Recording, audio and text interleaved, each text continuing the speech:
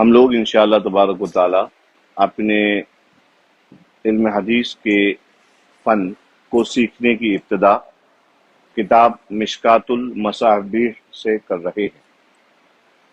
مشکات المصابیح یہ احادیث کریمہ کا مجموعہ ہے۔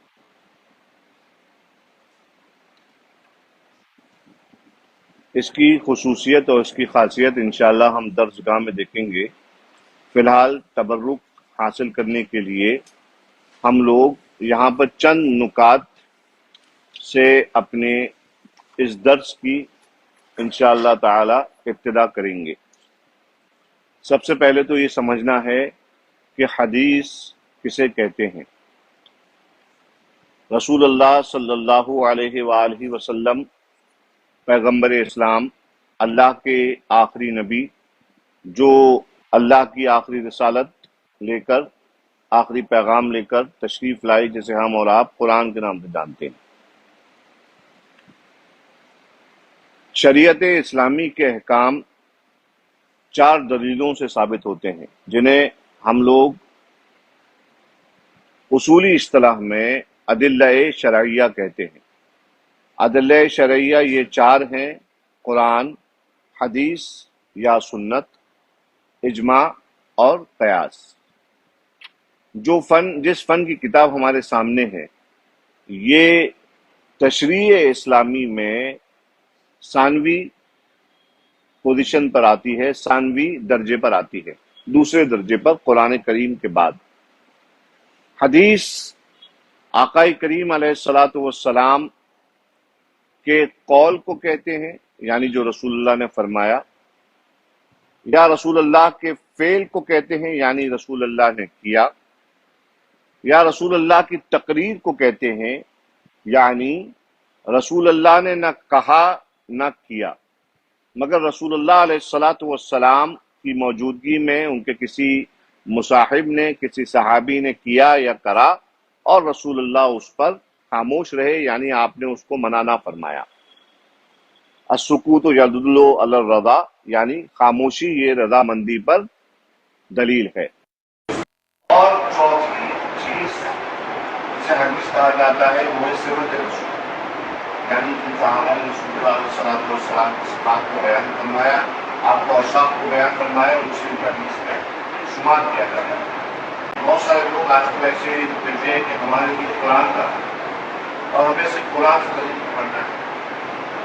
ایسے لوگ حدیث سے پاک کے ممکن ہیں، رسول اللہ کے اقوال کے ممکن ہیں۔ حالانکہ ہمیں جاننا چاہیے کہ اللہ تبارک و تعالیٰ نے صراحت کے ساتھ قرآن پاک میں اپنے حبیب کی اطاعت کو اپنی اطاعت کرنا بتایا۔ جیسے اللہ رب العزت قرآن پاک میں سورہ ہے، سورہ مائدہ آیت نمبر 92، اللہ تعالیٰ فرماتا ہے وَأَطِیعُوا الرَّسُولَ وَأَطِیعُوا الرَّسُولَ، کہ رسول کی اطاعت کرو اور خبردار ہو۔ پھر سورہ نساء میں آیت نمبر 80 میں اللہ رب العزت ارشاد فرماتا ہے مَن یُطِعِ الرَّسُولَ فَقَدْ أَطَاعَ اللَّهَ، جس نے رسول کی اطاعت کی وہ اللہ کی اطاعت پر جھکا۔ تو یہاں سے ثبوت ہمیں حاصل ہو رہا ہے کہ اللہ کی اطاعت کو ہمیں کرنی ہے، مطلب کس کے وسیلے سے کرنی ہے؟ رسول اللہ علیہ السلام کی، جس طرح سے اللہ تبارک و تعالیٰ نے کتاب منیر، قرآن مجید، فرقان حمید میں نازل فرمایا۔ سورہ حشر کی مشہور آیت ہے، اللہ تبارک و تعالیٰ ارشاد فرماتا ہے آیت نمبر 7 مَا آتَاكُمُ الرَّسُولُ فَخُذُوهُ وَمَا نَهَاكُمْ عَنْهُ فَانْتَهُوا، کہ جو رسول تمہیں عطا فرما دے، جس چیز کا حکم کرتے ہیں اسے کرو اور اسے لازم پکڑو، اور جس سے تمہیں روکتے اس سے رک جاؤ۔ اسی طرح سے سورہ احزاب میں آتا ہے آیت نمبر 21 میں اللہ رب العزت ارشاد فرما رہا ہے لَقَدْ كَانَ لَكُمْ فِي رَسُولِ اللَّهِ أُسْوَةٌ حَسَنَةٌ، رسول اللہ علیہ السلام کی ذات تمہارے لیے بہترین نمونہ، یعنی رسول اللہ ہمارے آئیڈیل، آقا کریم علیہ السلام کے افعال، ان کا کردار، ان کی سیرت ہمارے لیے کیا بنتی ہے؟ آئیڈیل بنتی ہے، اپنے زندگی جینے کا ہمیں سلیقہ اور طریقہ بتانا۔ اسی طرح سورہ آل عمران میں آیت نمبر 31 میں آتا ہے قُلْ إِن كُنتُمْ تُحِبُّونَ اللَّهَ فَاتَّبِعُونِي يُحْبِبْكُمُ اللَّهُ وَيَغْفِرْ لَكُمْ ذُنُوبَكُمْ۔ یہ جو اگر تم، اس کا ترجمہ ہوا کہ اے محبوب آپ فرما دیجیے کہ اگر تم ہم سے محبت کرتے ہو، اگر تم اللہ سے محبت کرتے ہو تو آپ فرما دیجیے کہ ہماری اطاعت، تو ہماری اطاعت کرو تو کیا ہوگا؟ اس کا نتیجہ کیا نکلے گا؟ اللہ تعالیٰ تمہیں اپنا محبوب کرنا چاہیے۔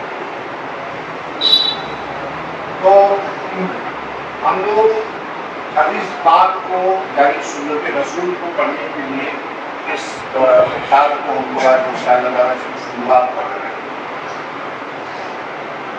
معلوم ہونا چاہیے کہ حدیث پڑھنے کے دو طریقے، کیونکہ ہم خاطائی کے ہوں گے، ہم صوفیہ صافیہ کے طریقے پہ چلنے والے ہیں، اس لیے میں اس فن کو اکثر جب شروعات کرتا ہوں اس کی، تو اس سے میں پیڑھی ہوئی کے آداب کو سمجھانے کی کوشش کرتا ہوں تاکہ لوگوں میں جو توہمات ہیں، ذہن ہے پیڑھی ہوئی کو لے کر وہ دور ہو اور صحیح معنی میں پیڑھی ہوئی اسے کہتے ہیں۔ حدیث پڑھنے کے دو آداب، پہلا طریقہ اسے کہتے ہیں قراءۃ الشیخ، دوسرا طریقہ اسے کہتے ہیں قراءۃ علی الشیخ۔ قراءۃ الشیخ کا مطلب شیخ کا پڑھنا اور طلباء کا سننا، یعنی پیر پڑھے گا حدیث کو اور مرید اس کو سنے گا، اسے کہتے ہیں قراءۃ الشیخ۔ اور قراءۃ علی الشیخ کا مطلب ہوتا ہے کہ طالب حدیث پڑھ کے سنائے گا شیخ کو، اور شیخ اسے سماعت کر کے اگر اس کے اندر اسے کچھ غلطی ہو رہی ہے طالب سے تو اس کی اصلاح کرے، اسے کہتے ہیں قراءۃ علی الشیخ۔